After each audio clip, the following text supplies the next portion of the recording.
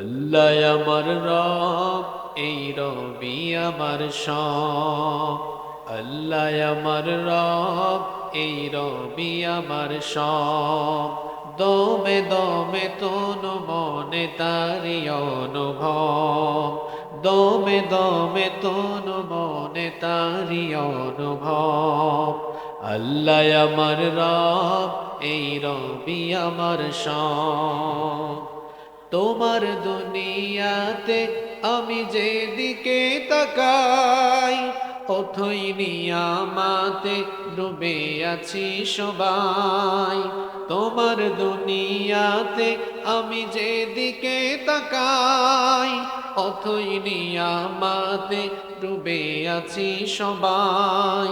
পাখ পাখালির গানে শুনি তসবি কলরব, তসবি কলরব। আল্লাহ আমার রব, এই রবি আমার সব। আল্লাহ আমার রব, এই রবি আমার সব। তোমার মদদ পেলে আমি আর না কিছু চাই। তোমার প্রেমের অনল আমি কি দিয়ে নিভাই। তোমার মদদ পেলে আমি আর না কিছু চাই। তোমার প্রেমের অনল আমি কি দিয়ে নিভাই। যার হয়েছ তুমি তার নেই যে পরাভব, নেই যে পরাভব। আল্লাহ আমার রব, এই রবি আমার সব। আল্লাহ আমার রব, এই রবি আমার সব। দমে দমে তনু মনে তারি অনুভব। আল্লাহ আমার রব, এই রবি আমার সব।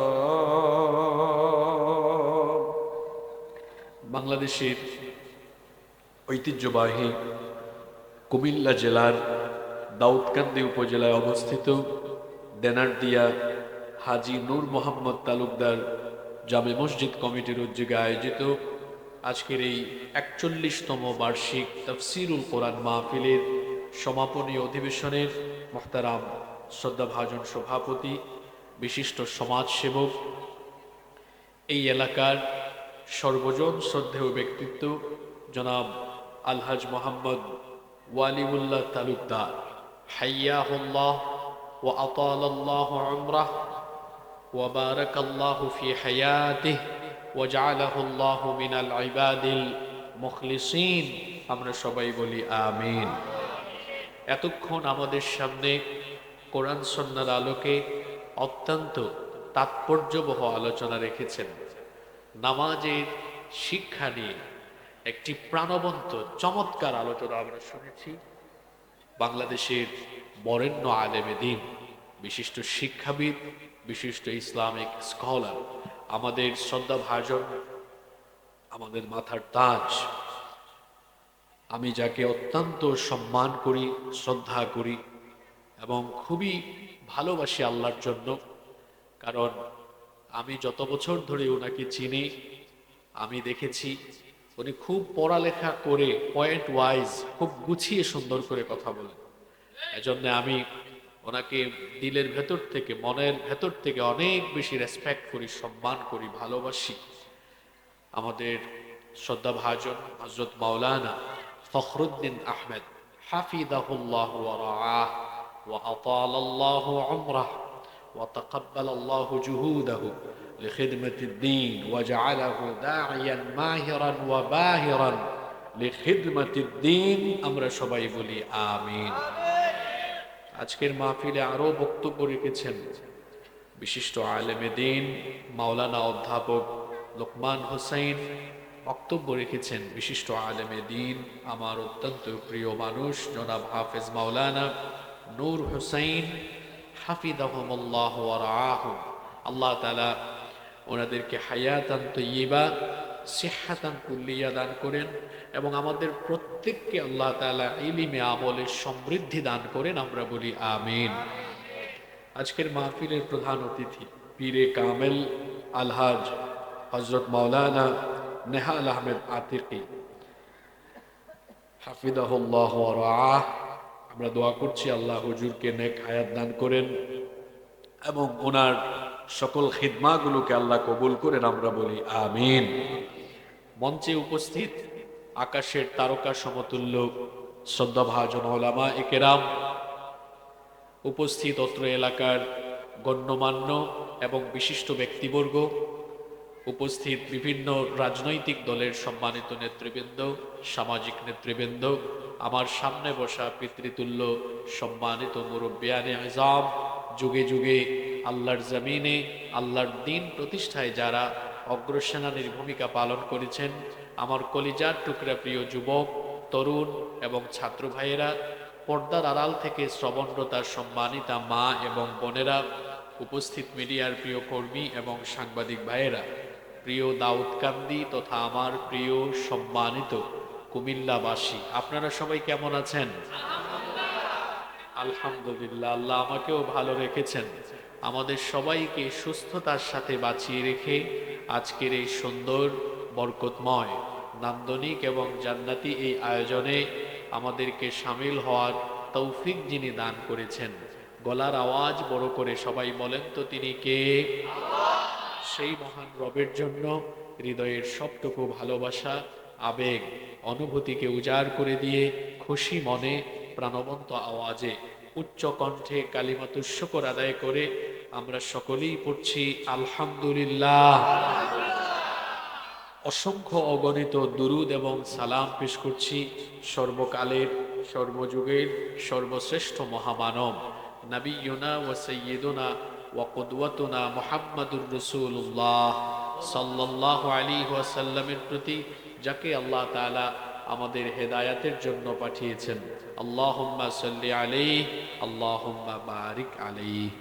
সম্মানিত উপস্থিতি, আজকে প্রচন্ড কুয়াশা পড়ছে, কনকনে ঠান্ডা উপেক্ষা করে আপনারা কোরআনের এই মাহফিলে এসেছেন। আল্লাহ সকলের আশাকে বসাকে কবুল করেন, আমরা বলি আমিন। আমরা অপ্রাসঙ্গিক ও প্রয়োজনীয় কোনো কথা বলে সময়ের বরকত নষ্ট করতে চাই না। সরাসরি আমরা আল্লাহর কালাম থেকে হেদায়াতের নিয়তে কিছু কথা বলবো এবং শুনবো ইনশাআল্লাহ। আল্লাহ তাআলা আমাদেরকে হেদায়াতের নিয়তে বলার এবং শোনার তৌফিক দান করেন, আমরা বলি আমিন। আমরা কোরআনের মাহফিলে এসেছি। এই কোরআন যিনি নাজিল করেছেন, জোরে বলেন তো তিনি কে? আল্লাহ তাআলা কেন কোরআন নাজিল করেছেন?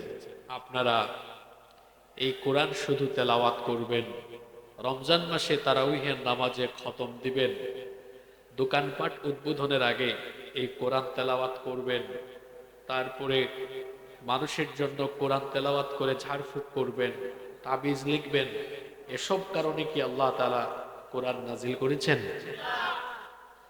কি আশ্চর্য! আমরা কোরআন তিলাওয়াত করে ব্যবসা প্রতিষ্ঠান উদ্বোধন করছি, আবার ওই ব্যবসায়ী ওজনে কম দিচ্ছে, খাদ্যে ভেজাল দিচ্ছে, আবার কোরআন তেলাওয়াত দিয়ে তার প্রতিষ্ঠান উদ্বোধন করছে। এজন্য কোরআনের সাথে রীতিমতো সে তামাশা করছে।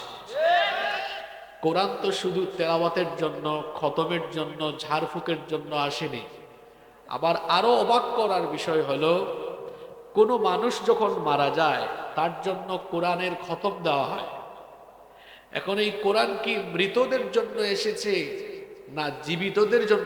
38 নম্বর আয়াতের শেষাংশে বললেন, মা ফাররাতনা ফিল কিতাবি মিন শাইইন সুম্মা ইলা রাব্বিহিম ইউহশারুন। এই কিতাবের ভেতরে কোনো কিছু আমি বাদ দেই নাই। কি দরকার বলো তো তোমাদের? কি প্রয়োজন তোমাদের বলো? তোমাদের সকল প্রয়োজন, সকল চাহিদা, তোমাদের সকল জিজ্ঞাসার জবাব এখানে আছে। তোমাদের জীবনের যত সমস্যা আছে, সকল সমস্যার সমাধান এই কিতাবে যিনি দিয়েছেন, চিৎকার করে বলেন তিনি কে? It's the problem solving methodology. এটি হচ্ছে সকল সমস্যার সমাধানকারী গ্রন্থ। আপনার পরিবার, সমাজ, আপনার দেশের ভেতরে যত সমস্যা, সব সমস্যার সমাধানই এক জায়গায় আছে। এই কিতাবের নাম কি? জোরে বলেন, এই কিতাবের নাম কি? একটু আগে আমাদের বড় ভাই মুফাসসিরে কোরআন মাওলানা ফখরুদ্দিন আহমেদ ভাই খুব সুন্দর বাস্তবমুখী কথা বলে গিয়েছেন। এই যে নামাজে আমরা কয়টা কিতাব থেকে তেলাওয়াত করি? পুরুষ মানুষের মতো জবাব দেন, কয়টা? একটা কিতাব থেকে। যে কোরআন দিয়ে নামাজ পরিচালনা করা হয়, সেই একই কোরআন দিয়ে আবার জীবনও পরিচালনা করতে হয়। আপনারা আপনাদের জীবন পরিচালনায় কোরআনকে বাদ দিয়েছেন। আপনারা কোরআনকে খতমের কিতাব, ঝাড়ফুঁকের কিতাব, রমজান মাসে তারাবির খতমের কিতাব, দোকানপাট উদ্বোধনের কিতাব, আর এটাকে ঝাড়ফুঁক তাবিজের কিতাব বানিয়েছেন। অথচ এই কোরআন আল্লাহ দিয়েছেন আপনাদের জীবনের সব কিছু পরিচালনা করার জন্য। কিন্তু আমরা কি করলাম? আমাদের জীবন পরিচালনায় কোরআনকে আমরা বাদ দিয়ে বসলাম। এতে করে কি আমরা লাভবান হয়েছি না ক্ষতিগ্রস্ত হয়েছি? আজকে বাস্তবমুখী ওয়াজ হবে, 5 কথায় ওয়াজ শেষ। কয় কথায়? 5 কথায়, এবং সব আপনার চোখের সামনে যা হচ্ছে তা। আপনাদের দেশে এখন মৌলিক 5টা সমস্যা আছে। কয়টা সমস্যা? জোরে বলেন। এই 5 সমস্যার সমাধান এই কিতাবের ভেতরে আপনাদের কি মনে হয় আছে? সাউন্ডটাকে ফ্রেশ করে দেন, সাউন্ডটাকে ফ্রেশ করে দেন। আগেরটা ভালো ছিল, আগের মতো করে দেন, বন্ধ করে ফেলেন সব। ঠিক আছে? এখন বোঝা যায়? ঠিক আছে, ওকে। আমি বলছিলাম আপনাদের দেশে 5টা মৌলিক সমস্যা আছে। কয়টা? আমি আজকে চলে যাওয়ার পর আগামীকাল এই এলাকায় গল্পের আসর জমাবেন যে হুজুর এই 5টা পয়েন্ট বলে গেছে। ঘরে ঘরে, এলাকায় এলাকায়, প্রতিটা চায়ের দোকানে, আড্ডায় আড্ডায় এগুলো বলবেন। পারবেন? দেখেন তো কথাগুলো মিলে কিনা। খতিব সাহেবরা নোট করেন, এগুলো জুমার আলোচনায় বলবেন। 1, আপনাদের দেশের প্রধান সমস্যা হলো অর্থনৈতিক সমস্যা। এই দেশে দারিদ্রতার পরিমাণ বেশি। এই দেশে গরিব মানুষের সংখ্যা, না খেয়ে থাকা মানুষের সংখ্যা, অভাবে অনটনে থাকা মানুষের সংখ্যা কম না বেশি? একটা সমাজের মানুষ কখন অপরাধে জড়ায়? যখন ওই সমাজে বেকার বেশি থাকে।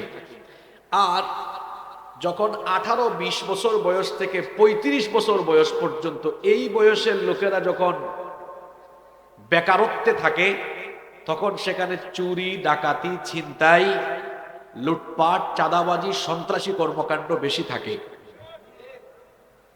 দেখবেন আপনাদের দেশে 18 থেকে 35 বছরের ছেলেরা সবচেয়ে বেশি বেকার। পড়ালেখা করেছে, চাকরি নাই।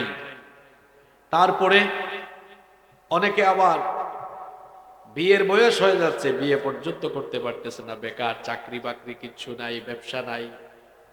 আপনাদের রাষ্ট্র এই বেকার ছেলেপেলেদেরকে কাজের ব্যবস্থা করে দিতে পারেনি, তাদেরকে কাজে লাগাতে পারেনি, কর্মসংস্থান সৃষ্টি করে দিতে পারেনি। আপনাদের রাষ্ট্র পরিচালিত হয় আল্লাহর আইনে না মানুষের আইনে?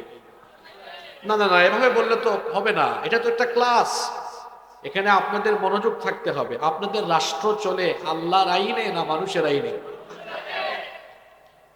মানুষের আইনে আপনাদের রাষ্ট্র পরিচালিত হচ্ছে। এই মানুষের আইন দিয়ে 54 বছর হয়েছে। আমরা দেখেছি এখনো মানুষ না খেয়ে থাকে, এখনো এলাকায় দরিদ্রতা আছে।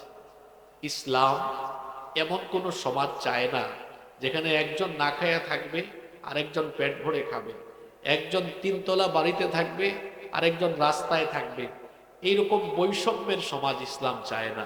বরং ইসলাম একটি বৈষম্যহীন, সচ্ছল, স্বনির্ভর, সমৃদ্ধ সমাজ প্রতিষ্ঠা করতে চায়।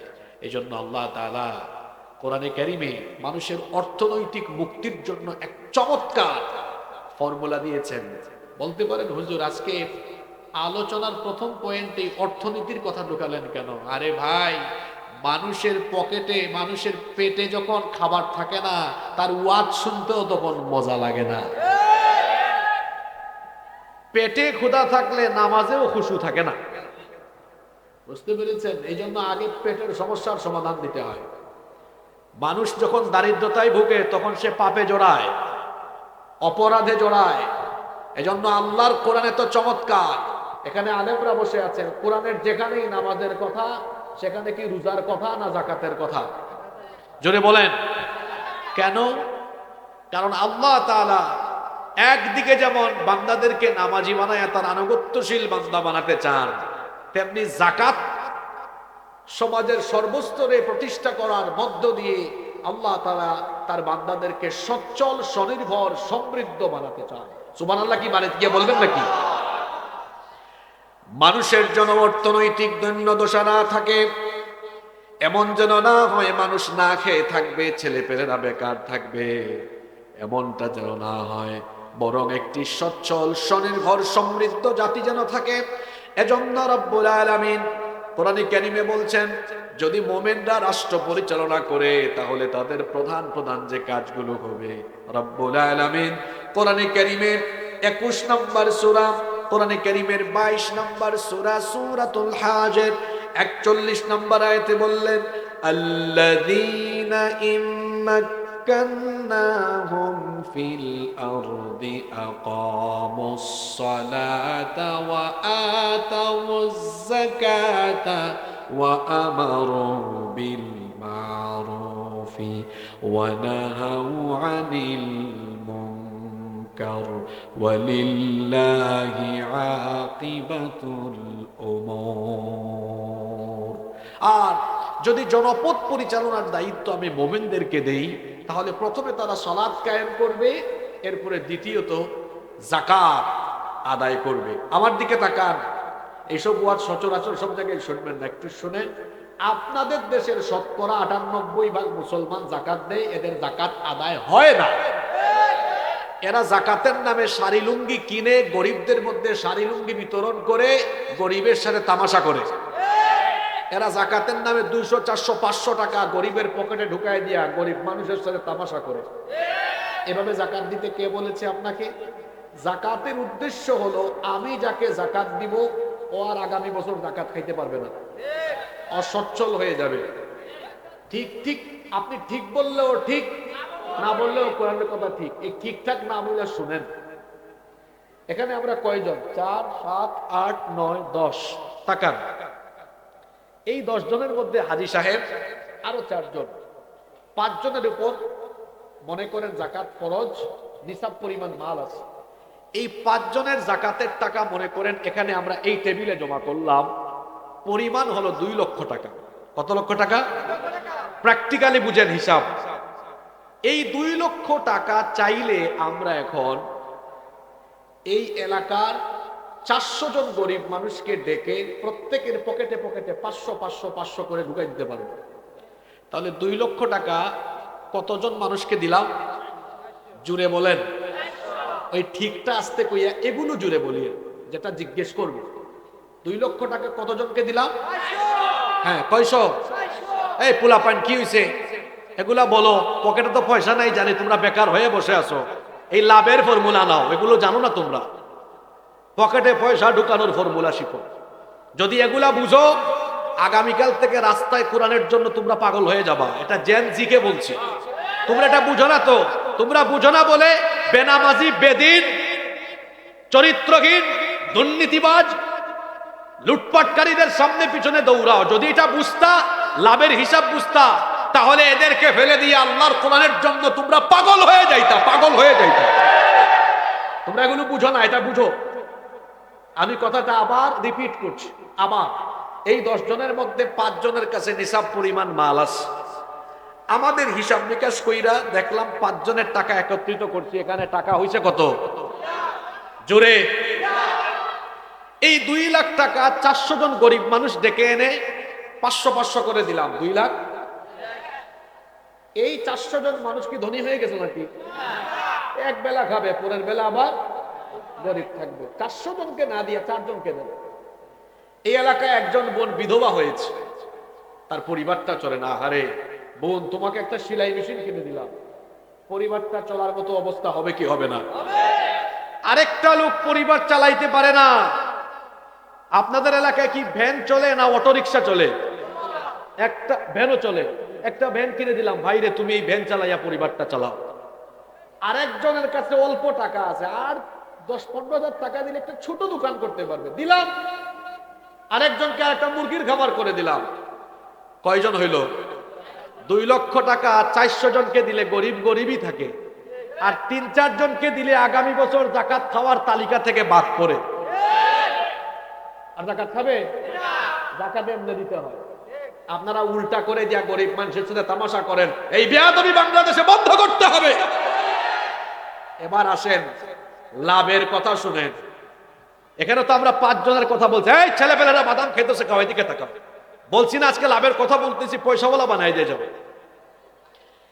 এবার যদি আপনাদের দেশে, এবার জুড়ে বলেন তো, আপনাদের দেশে চলে আল্লাহর আইন না মানুষের আইন? আপনারা যদি একটা বার দলমত ভুইলা যদি কোন হুজুর আমরা আল্লাহর আইনটা একবার গ্রহণ করে নেই, আল্লাহর আইন গ্রহণ করলে জাকাত আর এলাকা ভিত্তিক দিতে পারবেন না।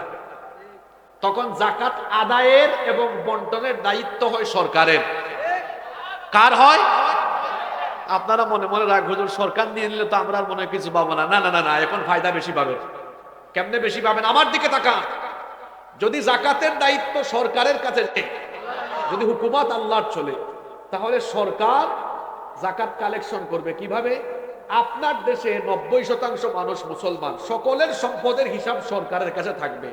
জাকাত তো সবার উপর ফরজ না, নিসাব পরিমাণ মাল যার কাছে আছে। এখন যারা নিসাবের মালিক হয়েছে, তাদের মোবাইলে ক্রিং ক্রিং মেসেজ আসছে, মিস্টার আবুল কালাম, আপনার এবছর জাকাত আসছে 12,300। এটা দাউদকান্দির অফিসে বা ওই ব্যাংকে নিয়ে জমা করেন। এখন সারা দেশের মুসলমানদের জাকাতের পয়সা গিয়ে জমা হচ্ছে কয় জায়গায়? কথা বুঝে বলেন, কয় জায়গায়? ভাই গো, একটু আগে এখানে এই গ্রামের হিসাব করছি, এখন দেশের হিসাব। এখন কি টাকা 2 লক্ষ না হাজার হাজার কোটি হবে? কিন্তু বুঝানোর জন্য আমি একটা ছোট হিসাব ধরবো। মনে করেন এই বছর সরকার 64 ডিস্ট্রিক্ট থেকে তুলছে মাত্র 140,000 কোটি। এইটা এই কুমিল্লা জেলা দিয়েই হয়ে যাবে, কিন্তু বুঝানোর জন্য ছোট হিসাব ধরলাম। যখন রাষ্ট্র তুলবে তখন কয়েক হাজার কোটি হবে, কিন্তু আমি বুঝানোর জন্য বলছি 140,000 কোটি টাকা।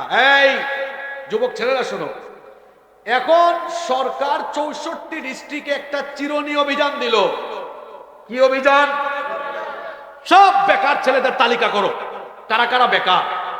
তালিকা কইরা সরকার বলল আমি 2026 সালে 70 লক্ষ বেকারকে ঢাকায় আনবো, ধাপে ধাপে, একদিনে না। এনে প্রত্যেকের হাতে এই নেন 2 লাখ, নেন না আপনি, একটু ধরেন, দিলাম। শোনেন, আপনি টাকা এটা নিয়ে মোটর সাইকেল কিনে পাক পাকুম করে চালান, না হাঁসের খামার, মুরগির খামার, ছোটখাটো ব্যবসা বাণিজ্য করেন, এটা আমাদের উপজেলা অডিট অফিসার মনিটরিং এ রাখবে। এইরকম করে আমি 70 লক্ষ যুবকের প্রত্যেকের হাতে টাকা তুলে দিলাম। কত? কথা বলে না, কয় লাখ? ক্যালকুলেটরে হিসাব মারেন। 70 লক্ষ গুণ 2 লক্ষ সমান 140,000 কোটি। ফর্মুলা আমার না, এটা কার? জোরে বলেন কার? আল্লাহর দেওয়া এই ফর্মুলা গ্রহণ করে দেখা গেল 1 বছরে কত লক্ষ বেকারকে কাজের ব্যবস্থা করে দেওয়া গেল? জোরে 70 লক্ষ। এইরকম যদি এই ফর্মুলাটা 10 বছর একটানা চলতে থাকে, আপনাদের দেশে 10 বছর পরে একজন গরিব মানুষ পাওয়া যাবে? জেনারেশন জি, জেনারেশন আলফা এবং যত বাবারা বসে আছেন 54টা বছর ধরে বক্তৃতা শুনতে শুনতে কান ভূতা হয়ে গেছে। আমাদেরকে ক্ষমতা দেন, সুযোগ দেন, আমরা সুযোগ পেলে ক্ষুধা মুক্ত, দারিদ্রতা মুক্ত বাংলাদেশ বানাবো। এমন বক্তৃতা যারা দেয় আমরা দেখছি, ওরা ক্ষমতায় গেলে জনগণের ক্ষুধা কি আর মিটাবে? 5 বছরে তার নিজের ক্ষুধা মিটাইতে পারে না। আপনারা দেশ থেকে দারিদ্রতা দূর করতে পারলেন না। দায়িত্ব নিয়ে বলছি, আল্লাহর কালাম হাতে নিয়ে বলছি, চ্যালেঞ্জ করলো, আমাদেরকে দায়িত্ব দিয়ে দেখেন, আল্লাহর কোরআনের দেওয়া ফর্মুলা 10 বছরে বাংলাদেশের দারিদ্রতার আমরা কবর দিয়ে দিব। যারা বাদাম খাইছে শুনে নাই, ওরা কিচ্ছু বুঝে নাই। ওরা ফেসবুক লাইভ থেকে যেন আমার এই কথাগুলো পিছনে ব্যাগ দিয়া শুনে, তো বুঝবে কি বলে গেছে। বলেন দারিদ্রতা থাকবে? কোথায় দৌড়াও যুবকেরা? চামচামি করো, লজ্জা করে না? এমন এমন স্লোগান দাও, আমার ভাই, তোমার ভাই, অমুক ভাই, তমুক ভাই, আমার নেতার চরিত্র। নামাজ পড়ে নাই এক ওয়াক্ত, গাঞ্জা খায় 5 ওয়াক্ত, শয়তানের ভক্ত, জাহান্নামের ভক্ত। তুমি একটা ব্যক্তিত্বহীন ছেলে। You have to personality, be a prestigious person. তোমার লজ্জা করে না? তুমি 1500 টাকা খাইয়া মোটরসাইকেল শুডাউন করে আরেকজনের সামনে পিছনে চামচামি করো। আমার তারুণ্য, আমার যৌবন, আমার ঘাম, আমার রক্ত, আমার জীবন কোন নেতা নেত্রীর চামচামি করার জন্য দেওয়া হয় নাই। আমার তারুণ্য, আমার যৌবন দেওয়া হয়েছে আল্লাহর জমিনে আল্লাহর কোরআনের রাজ কায়েমের জন্য। কোরআন আছে যেদিকে, আমরা আছি। এই ছেলে পেলেগুলা চাঁদাবাজি করতেছে কেন? এরা মাস্তানি করে কেন? ওর পকেটে টাকা নাই। পকেটে কি নাই? পরে কাজের ব্যবস্থা করে দিতে হবে না? পরে কাজের ব্যবস্থা করে দেওয়ার দায়িত্ব কার? সরকারের। কার? সরকার পারছে? 54 বছর ধরে পেরেছে? পারে নাই কেন? কারণ আইন কার? মানুষের। কার আইন?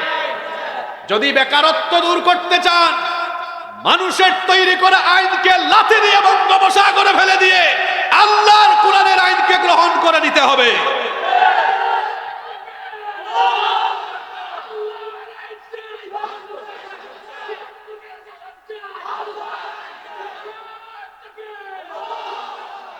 টাকা পয়সার ওয়াজ শেষ, বলছি না 5 কথায় ওয়াজ শেষ। আমারে 3-4 দিন আগে এক জায়গায় বলে, হুজুর জাহান্নামের ওয়াজ করেন। বললাম আপনার সমাধি জাহান্নাম হয়ে গেছে, ওইটা আগে বাঁচান। ও জাহান্নামে যাচ্ছে সুদ খেয়ে, ঘুষ খেয়ে, চুরি করে, ডাকাতি করে। ও যেন চুরি না করে, ডাকাতি না করে, ও যেন অপরাধে না জড়ায়। ওর পকেটে কেমনে পয়সা ঢুকবে সেই লাইন আগে দেখায় দেন। আচ্ছা বলেন তো, টাকা পয়সা যদি না থাকে মানুষ কি অপরাধ বেশি করে না? খাদ্যের ব্যবস্থা করতে হবে, মানুষের খাবারের ব্যবস্থা করতে হবে। এজন্য আল্লাহ অর্থনৈতিক ফর্মুলা দিয়েছেন। এই ফর্মুলাটা কার? 1 নম্বর পয়েন্ট গেল, মনে থাকবে তো? 2, আপনাদের দেশে ন্যায় বিচার, সুবিচারেরও বড় অভাব আছে। নাকি আমি মিথ্যা বললাম? ন্যায় বিচার আছে? তো আমার ভাই উসমান যে শহীদ হলো, কতদিন আজকে? 17 দিন। কতদিন? অপরাধী ধরা পড়ছে? জোরে বলেন, ধরা পড়ছে? আরো দেখাবো। এই যে মেয়েটা পদ্মার ওই পারের মাগুরা, আসিয়া, মনে পড়ছে না? ভুলে গেছেন? এটা এক পরিবারের 3 নরপিশাচ, 3 শয়তান আমার বোনটির উপর পাশবিকতা চালায়। 5-6 দিন হাসপাতালে থেকে তারপরে আমার বোন দুনিয়া থেকে চলে যায়। দাফন হয়েছে। আজ এত মাস কবরে ঘাস উঠে গিয়েছে। তার ধর্ষণকারীরা এখনো বেঁচে আছে না নাই? আপনাদের আদালতে চলে কার আইন? লজ্জা পান নাকি বলতে? এ কেমন আইন গো, যে আইন থাকার ফলে আমার বোন ধর্ষিতা হয়ে কবরে চলে যায় আর ধর্ষক বেঁচে থাকে? ওই আইনের মুখে আমি জুতা নিক্ষেপ করি।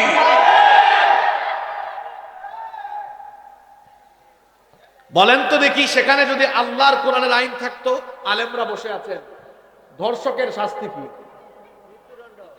রজম। এটাকে এই জেন জির ভাষায় বুঝাইতে হলে লাইভ মৃত্যুদণ্ড। কি মৃত্যুদণ্ড?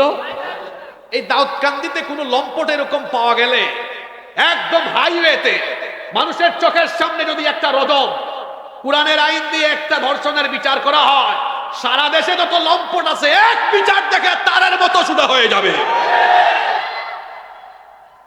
ন্যায় বিচার প্রতিষ্ঠার জন্য মানুষের আইন নয়, কার আইন দরকার?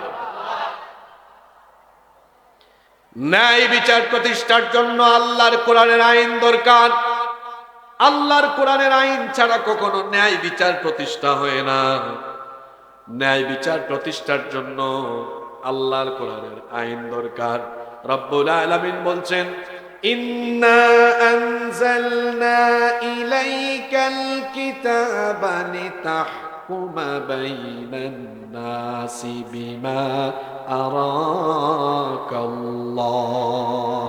নিশ্চয়ই আমি আপনার কাছে এই কিতাব নাজিল করেছি যাতে করে আল্লাহ যেভাবে আপনাকে দেখিয়েছেন শিখিয়েছেন সেইভাবে মানুষের মধ্যে আপনি ন্যায় বিচার কায়েম করতে পারেন।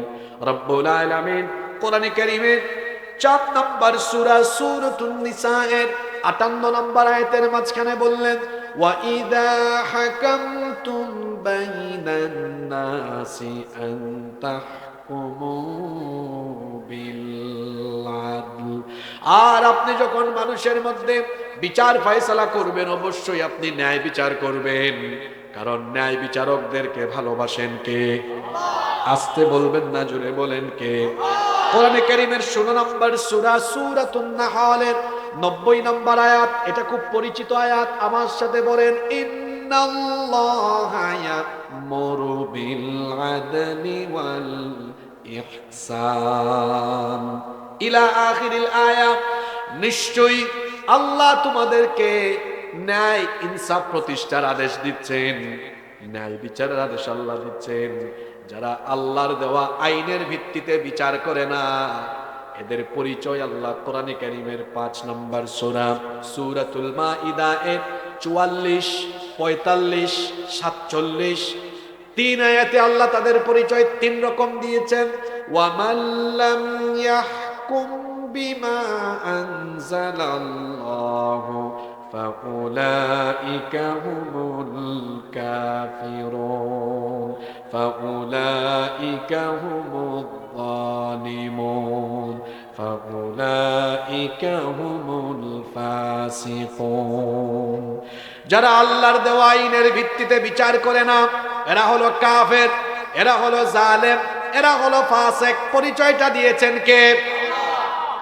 আল্লাহর দেওয়া আইনের ভিত্তিতে যেখানে বিচার হয় সেই বিচারের মধ্যে ন্যায় বিচার প্রতিষ্ঠা হয়, আর যেখানে আল্লাহর দেওয়া আইন থাকে না সেখানে যে থাকে ক্ষমতায়, বিচার থাকে তার হাতে।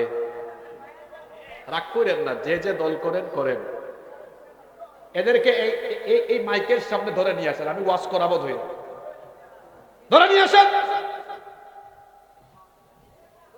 কি বিশৃঙ্খল পরিবেশ, চিন্তা করেছেন?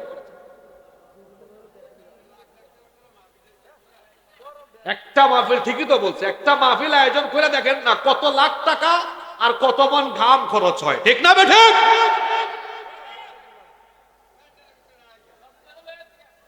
এখানে কি তামাশা চলে নাকি?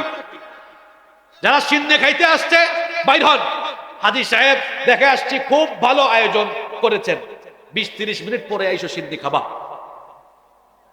আর যারা কোরআনের কথা শুনতে আসেন বসেন।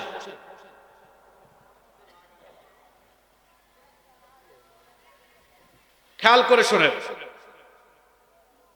আপনাদের দেশ যে ৫৪ বছরে ১২টা ইলেকশন হয়েছে, টার্মে টার্মে যে যখন ক্ষমতায় আসছে সে তার ইচ্ছা মতো আইন কানুন বদলাইয়া আইনকে ব্যবহার করেছে। আপনি মানলে মানেন, না মানলে নাই, এটাই সত্য। ক্ষমতায় আসার আগে অনেক মামলা থাকে, আসার পরে সব মামলা ভেনিশ হয়, ঠিক না বেঠিক? তাইলে বুঝা গেল এখানে ক্ষমতা দিয়ে আইনের ব্যবহার হয়, আইনকে জাস্ট কি করা হচ্ছে? ব্যবহার করা হচ্ছে। কিন্তু আল্লাহর কোরআন যেখানে থাকে, কোরআনের আইন, সেখানে ক্ষমতায় থাকা ব্যক্তি ও আইনকে তার নিজের স্বার্থে ব্যবহারের এক চুলও সুযোগ পায় না। সুবহানাল্লাহ বাড়ি গিয়ে বলবেন নাকি? হ্যাঁ, আপনি শুনেন, আলী রাদিয়াল্লাহু আনহুর একটা ঘটনা শোনাই আপনাকে, ঘটনাটা শোনাচ্ছি, মনোযোগ আছে? তিনি তখন প্রেসিডেন্ট, রাষ্ট্রপ্রধান, মেম্বারও না, চেয়ারম্যানও না, এমপিও না, তিনি কি? রাষ্ট্রপ্রধান। উনি একবার বাজারে গিয়েছেন, বাজারে গিয়ে দেখলেন তার লৌহবর্ম কয়েকদিন আগে চুরি হয়েছে, ওইটা খ্রিস্টান বিক্রি করতেছে। শুনতেছেন আপনারা? একদিন বাজারে গিয়ে দেখলেন কিছুদিন আগে তার চুরি হওয়া লৌহবর্ম এক খ্রিস্টান বিক্রি করতেছে। তিনি কাছে গিয়ে বললেন, এটা তুমি পেয়েছো কোথায়? এটা তো আমার টান ব্যক্তি বলে, এটা তো আপনার না, এটা আমি বানিয়েছি বিক্রি করার জন্য। দুইজনই নিজেদের মালিকানা দাবি করে, অথচ জিনিস হইল কয়টা? মালিকানা দাবি করে কয়জন? দুইজন যখন মালিকানা দাবি করছে তখন উভয়েই বললেন, তাহলে চলেন আমরা প্রধান বিচারপতি সাহেবের কাছে মামলাটা নিয়ে যাই, দেখি তিনি মামলাটা নেওয়ার পরে কোন দিকে রায় দেন। দেখেন তিনি তখন রাষ্ট্রপ্রধান, তিনি চাইলে বলতে পারতেন, বেটা একটা থাপ্পড় দিয়ে গাল ফাটায় দিব, প্রেসিডেন্টের সামনে তুমি এত কথা বলো, বলছি আমার এটা আমার। দেখেন না, আমার দেশে একটু ক্ষমতা থাকলে, ক্ষমতা থাকা কি, অনেকে তো আছে ক্ষমতায় যাওয়ার আগেই মানুষের জান বের করে ফেলে। সেইখানে রাষ্ট্রপ্রধান, একটা রাষ্ট্রের প্রধান তিনি কিনা এক বিধর্মীকে বলছেন তাহলে চলো আমরা বিচারের সম্মুখীন হই। রাষ্ট্রপ্রধান আইনকে তার নিজের স্বার্থে ব্যবহার করলেন না, অথচ চাইলে তিনি পারতেন কিনা? জোরে বলেন, পারতেন কিনা? চাইলে তিনি অবশ্যই পারতেন, সেটা করলেন না। দুইজনই রাষ্ট্রপ্রধান, দুইজনই তখন প্রধান বিচারপতির কাছে গেলেন। তখন প্রধান বিচারপতি ছিলেন কাজী শুরাইহ রাদিয়াল্লাহু আনহু। তখন প্রধান বিচারপতির কাছে দুইজন গিয়ে মামলা দায়ের করলেন। প্রধান বিচারপতি বললেন, এত বড় আজব মামলা, জিনিস হলো একটা, দাবি করছেন দুইজন। তখন তিনি রাষ্ট্রপ্রধান খলিফাতুল মুসলিমিন আমিরুল মুমিনিন শেরে খুদা আলী রাদিয়াল্লাহু আনহুকে বললেন, মহামান্য মাননীয় রাষ্ট্রপ্রধান, মাননীয় খলিফা, এই বর্মটা যে আপনার কি কোনো সাক্ষী আছে নাকি? চিন্তা করছে, বিচারক রাষ্ট্রপ্রধানকে বলে সাক্ষী আনেন। সুবহানাল্লাহ পড়বেন না? এটা কুরআনী সমাজ। কি সমাজ? আমিরুল মুমিনিন তখন বললেন, হ্যাঁ সাক্ষী আছে। প্রধান বিচারপতি বললেন, তাহলে সাক্ষীগুলা হাজির করেন। তিনি বললেন, আমার প্রথম সাক্ষ্য হলো আমার ছেলে হাসান, দ্বিতীয় সাক্ষ্য হলো আমার ভৃত্য, আমার গোলাম, আমার চাকর। তখন প্রধান বিচারপতি বললেন, আপনি কি রসুলের বিচারের ফর্মুলা জানেন না? বাপের পক্ষে ছেলের সাক্ষী গ্রহণ হয় না, মনিবের পক্ষে চাকরের সাক্ষী গ্রহণ হয় না। সুবহানাল্লাহ বলবেন না? আপনাদের দেশের বিচারপতিদেরকে উপর থেকে বলা হয়, বেটা বিচারপতি, রায় আমরা যা বলবো সেটাই হবে। আমি কি আপনাদেরকে আর নাম সুদ্ধা বলবো নাকি? স্কাইপি কেলেঙ্কারি হয়ে এক বিচারপতি বলছে না, আমাদেরকে ফাঁসি দিতে বলছে তাই ফাঁসি দিয়েছি, ঠিক না বেঠিক? আর এখানে বিচারপতি বলতেছেন, মাননীয় খলিফা আপনি জানেন না, বাপের পক্ষে ছেলে, মনিবের পক্ষে, কারণ বাপ তো ছেলের পক্ষে কথা বলবে, আর চাকর তার মনিবের পক্ষেই। এই দুইজন বাদ দিয়ে পারলে অন্য কেউ সাক্ষী থাকলে আনেন। আমিরুল মুমিনিন আলী রাদিয়াল্লাহু আনহু বললেন, আমার তো আর কোনো সাক্ষী নাই। প্রধান বিচারপতি বললেন, তাহলে লৌহ বর্মর মালিকানা দাবি করার আপনার কোনো অধিকার নাই।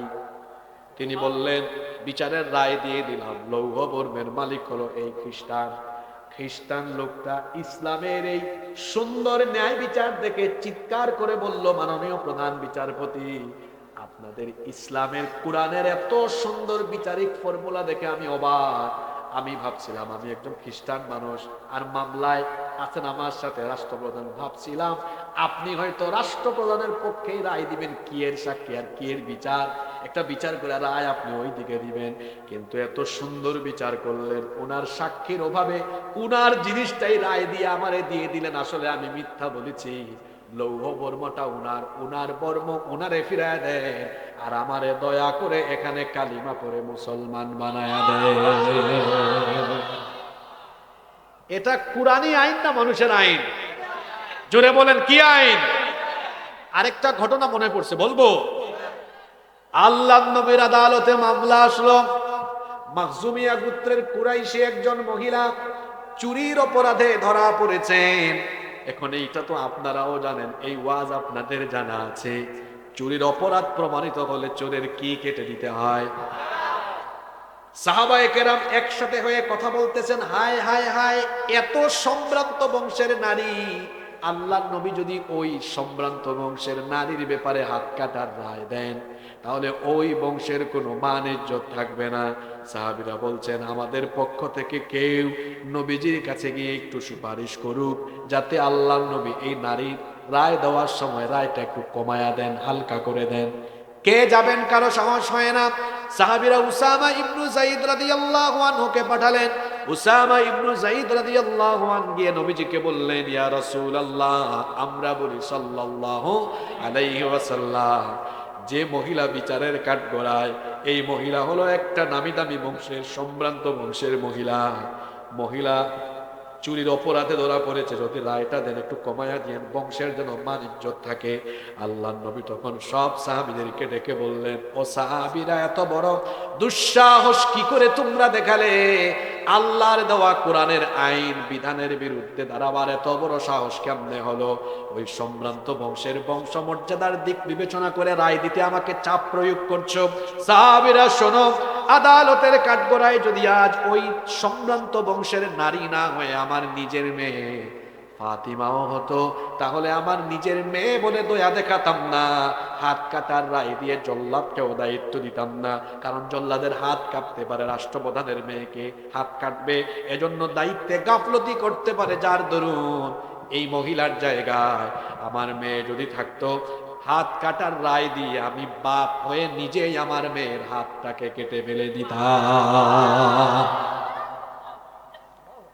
মানুষের আইন না কোরআনের আইন? আপনাদের দেশে টাকা আছে যা, ক্ষমতা আছে যা, আইন হলো তা। আমি কি বানায় বলতেছি নাকি?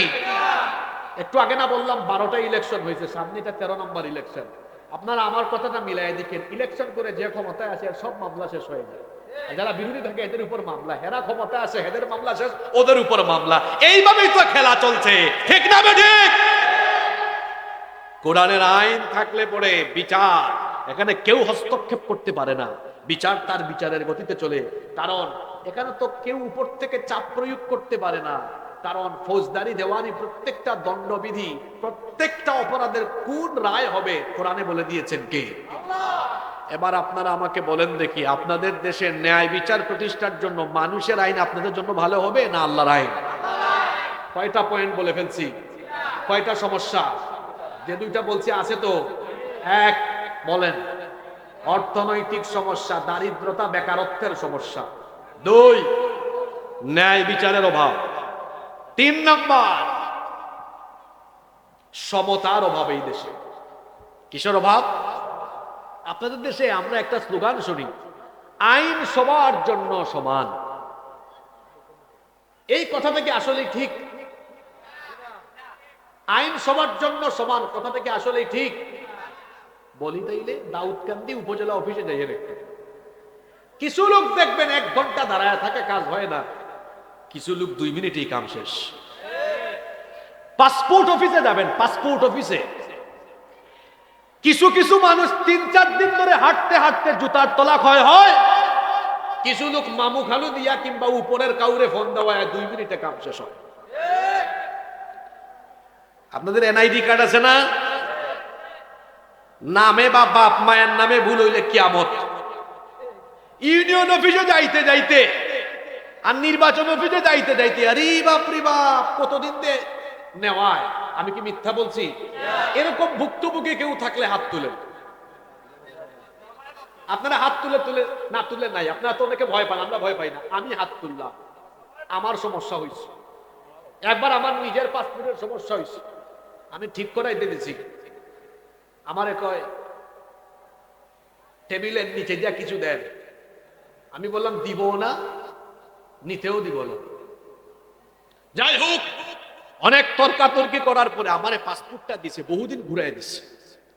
আপনাদের অনেকের এনআইডি কার্ডে বাপমার নামে ভুল হয় বা সংশোধন করা লাগে, আপনাকে সাথে সাথে পেয়ে যান। অথচ আমার দেশের এই আমলারা, যারা আমাদের ট্যাক্সের পয়সায় বেতন খায়, এই আমলারা চাইলে কিন্তু আন্তরিকতা দিয়ে কাজগুলো দ্রুত সময়ে করতে পারে।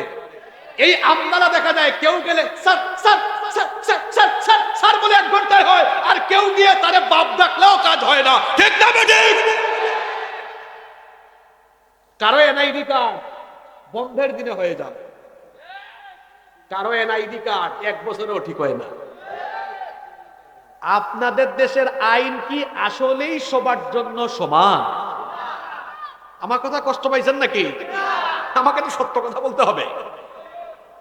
আপনাদের দেশে আইন আসলে সবার জন্য সমান? সমান না।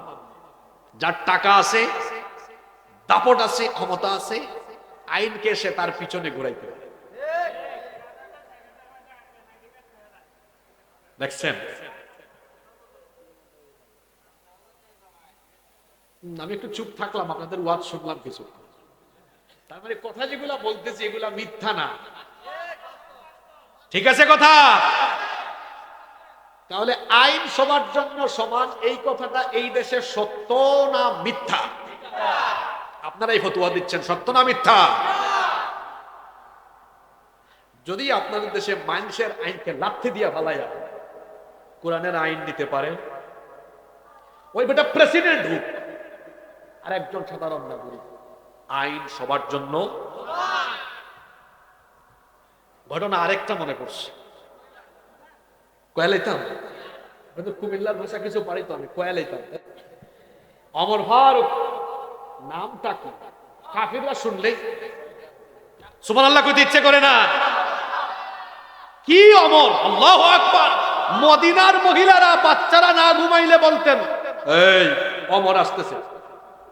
এখানে কিছু দুষ্ট পোলা পাইন আছে না, মদিনার মহিলারা বাচ্চারা দুষ্টামি করলে যখন বিরক্ত হয় না মা বাপ, এই অমর আসতেছে, শেষ বন্ধ। সুবহানাল্লাহ বলবেন না? যে ওমর ফারুককে দেখলে শয়তান শুদ্ধ হয়ে কাঁপতো। আল্লাহু আকবার! তিনি অর্ধ দুনিয়ার শাসন করতেন। সুবহানাল্লাহ বলবেন না?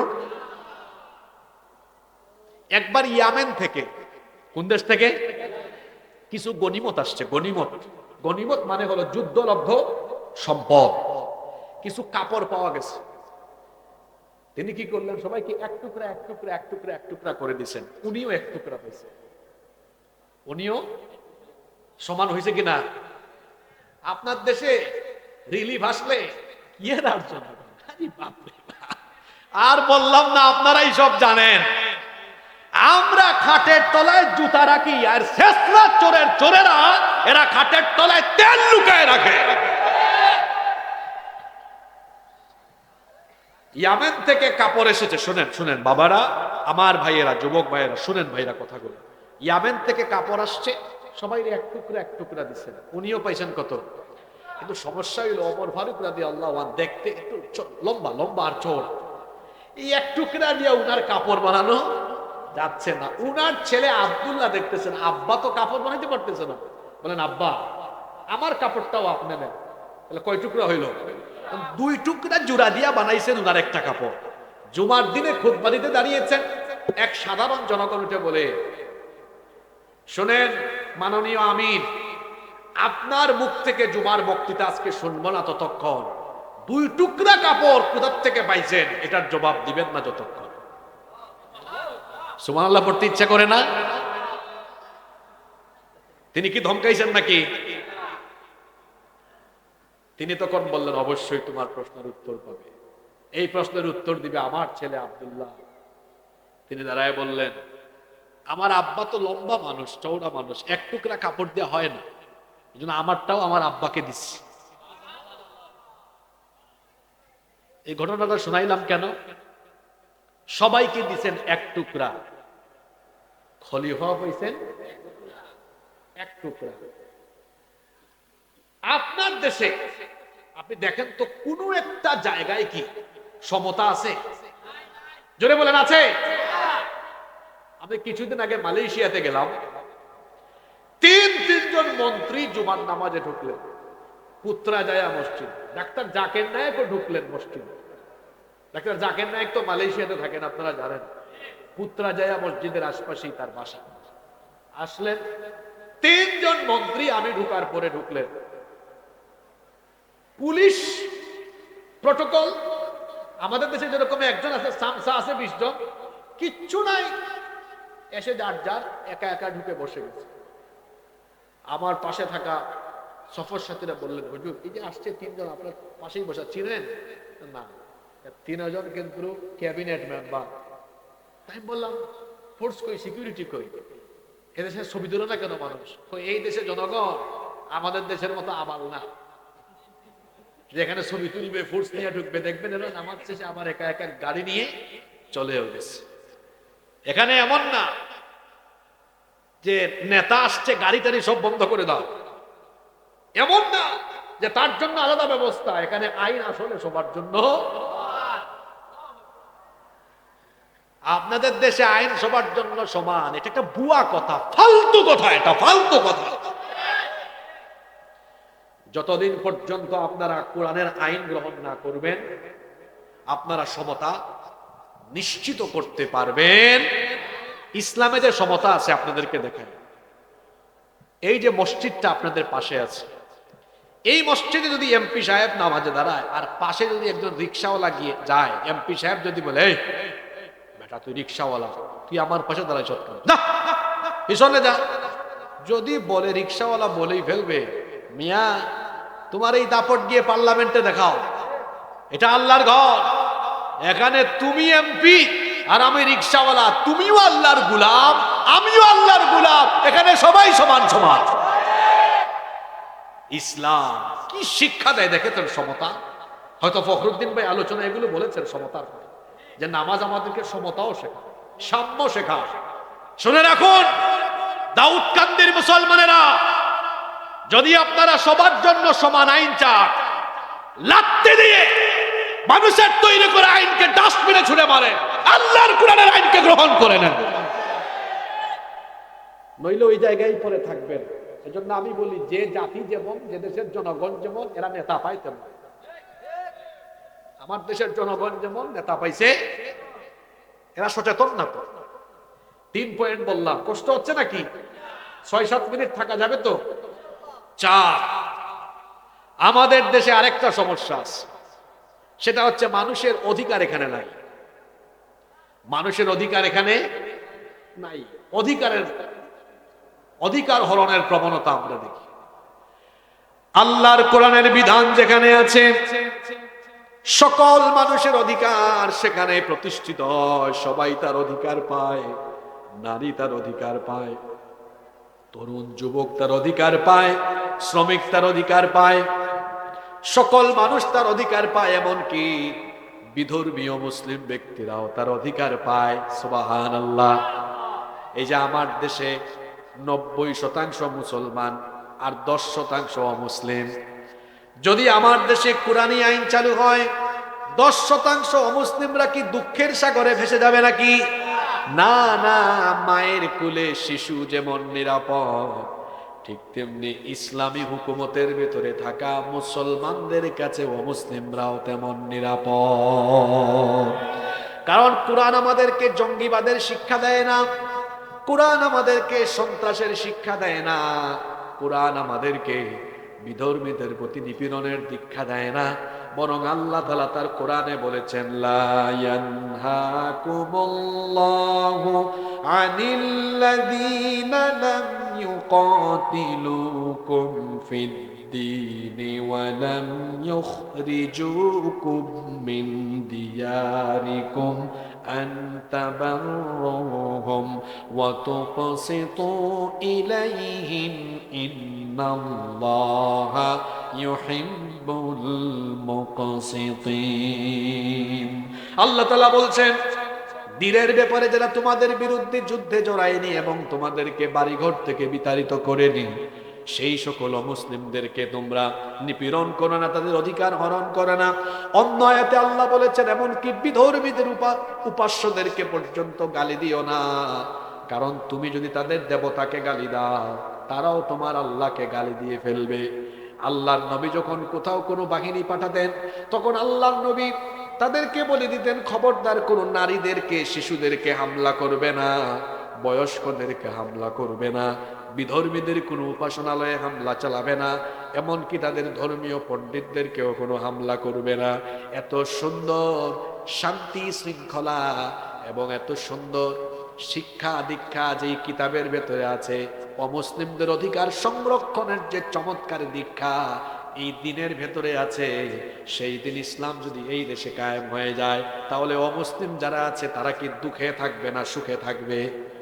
জোরে বলেন, দুঃখে না সুখে? পাশের দেশ থেকে মাঝে মাঝে উস্কানি দেয়, কয় বাংলাদেশে যদি ইসলাম কায়েম হয়ে যায়, তাহলে হিন্দু বৌদ্ধ খ্রিস্টানদের বাড়িঘর জ্বালায় পুরায় ছাই করে দেওয়া হবে। কি দাউদকান্দির মানুষ, আপনারা কি হিন্দুদের বৌদ্ধ খ্রিস্টানদের বাড়িঘর জ্বালাবেন নাকি? দখল করবেন নাকি?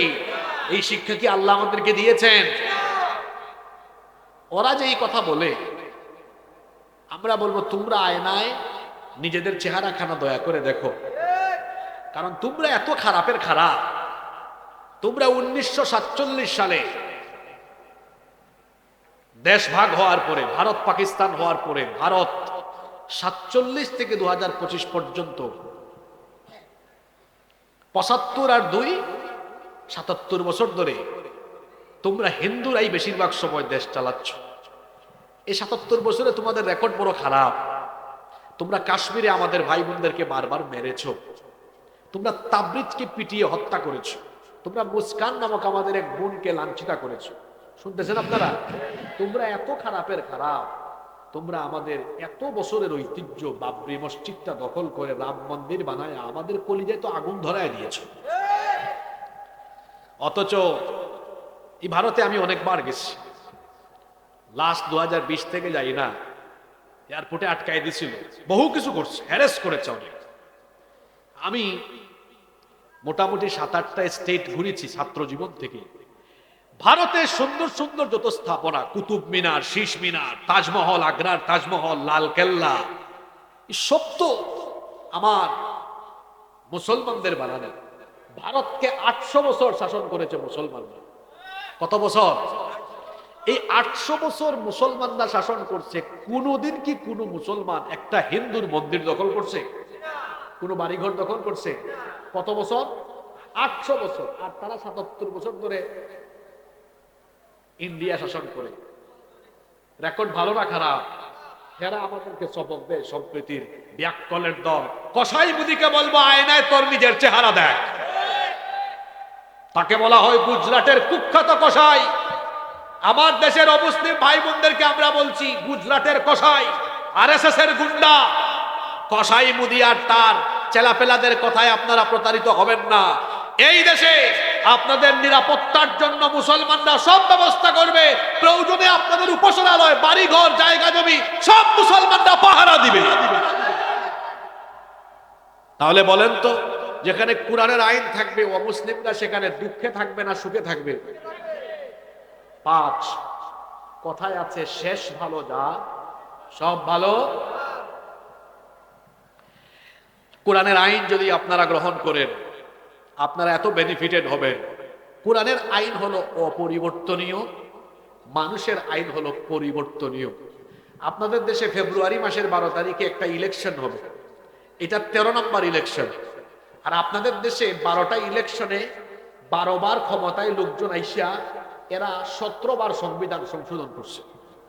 কতবার? তার মানে কেউ বাদ দেয় নাই।